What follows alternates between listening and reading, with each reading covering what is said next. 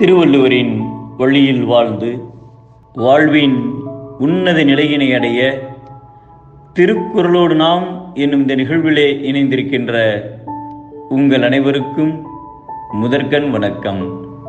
குறள் எண் 842, அதிகாரம் புல்லறிவாண்மை.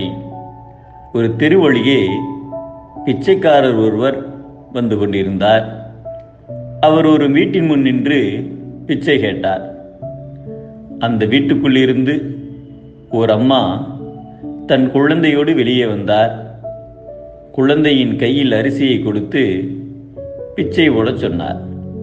அதை வாங்கி கொண்டு அடுத்த வீட்டின் முன் வந்து நின்றார் பிச்சைக்காரர்.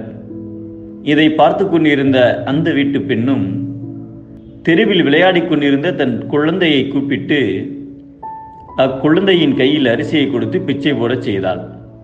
கொஞ்ச காலம் கழித்து இரு பெண்களும் வாழ்ந்து மறைந்து மேலுலகம் போனார்கள். முதல் பெண்ணை சொர்க்கத்திற்கும் இரண்டாவது பெண்ணை நரகத்திற்கும் அனுப்ப உத்தரவிட்டார் நீதிதேவன். அப்போது இரண்டாவது பெண், என்னை மட்டும் ஏன் நரகத்துக்கு போகச் சொல்கிறீர்கள்? அந்த பெண் தன் குழந்தையிடம் கொடுத்து தர்மம் செய்த மாதிரி தானே நானும் செய்தேன், என்னை ஏன் சொர்க்கத்திற்கு அனுப்பவில்லை என்று நீதிதேவனிடம் கேட்டாள்.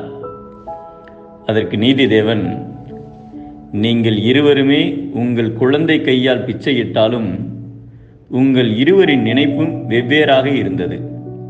அந்த பெண் தன் குழந்தை கையால் பிச்சை போட்டால் அந்த புண்ணியம் தன் குழந்தைக்கு கிடைக்கும். அதோடு அவர் பெரியவர்களானதும் தர்மம் செய்யும் குணம் வளரும் என்ற நல்லெண்ணத்தில் அவ்வாறு செய்தால், அதனால்தான் அவரை சொர்க்கம் செல்ல அனுமதித்தேன். ஆனால் நீ உன் கையால் பிச்சை போட்டால் அதிக அரிசி போட வேண்டியிருக்குமே என்று நினைத்து குழந்தையின் கையால் பிச்சை போட்டால் சிறிதளவு அரிசி மட்டுமே போட வேண்டும் என்ற கெட்ட எண்ணத்தோடு பிச்சை போட்டாய். பிச்சை கேட்டு வருபவர்களுக்கு பொருளை கொடுத்து அவர்கள் வறுமையை போக்கி புண்ணியம் சேர்க்க வேண்டும் என்ற எண்ணத்தில் நீ செய்யவில்லை. அதனால்தான் உன் அறிவற்ற செயலுக்கு புண்ணியம் கிடைக்கவில்லை என்றார். அறிவில்லாதவர் ஒரு பொருளை மனமகிழ்ந்து பிறருக்கு கொடுத்தால் அது அப்பொருளை பெறுகின்றவர் செய்த நல்வினையே காரணமாகும் என்பதை அறிவிலான் நெஞ்சு உவந்து ஈதல் பிறிது யாதும் இல்லை, பெறுவான் தவம் என்கிறார் நம் தேவப்புலவர் திருவள்ளுவர்.